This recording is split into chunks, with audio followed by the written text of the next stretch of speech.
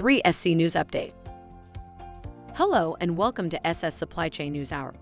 I am Allison Lee, bringing to you this week's industry highlights from the supply chain world.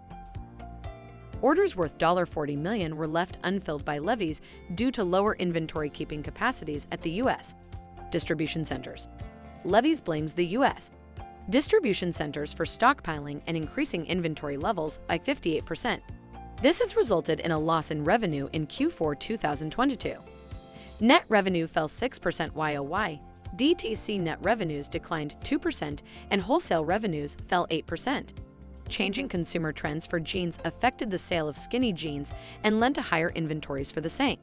Additionally, the dissolution of business in Russia due to the Ukraine war decreased revenues in the European markets. Despite the headwinds faced by the clothing store, the 170-year-old brand remains positive on the outlook to achieve margins and higher revenue in the year ahead.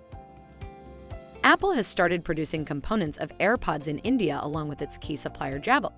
As the nation has approved Apple's request for a manufacturing plant in India, Jabil has not only begun production, but it has started exporting the components to China and Vietnam for the final assembly of products. Jabil currently has a manufacturing facility in Pune where it operates. Apple has made much progress in establishing a manufacturing base in India, and after that, it exported devices worth $2.5 billion from India from April to December last year.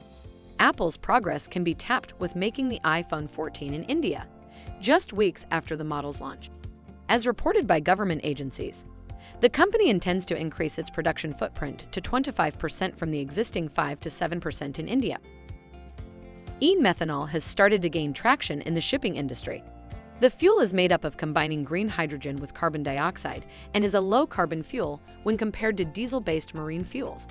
E-methanol even releases less CO2 as compared to natural gas. Companies such as Maersk are ramping up production as well to lower the emissions from industries such as cement and steel, which are more carbon-intensive.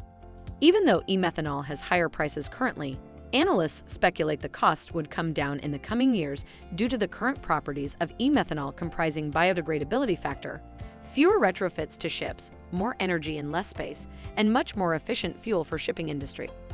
These were the news highlights for this week. We will meet you again with more updates next week.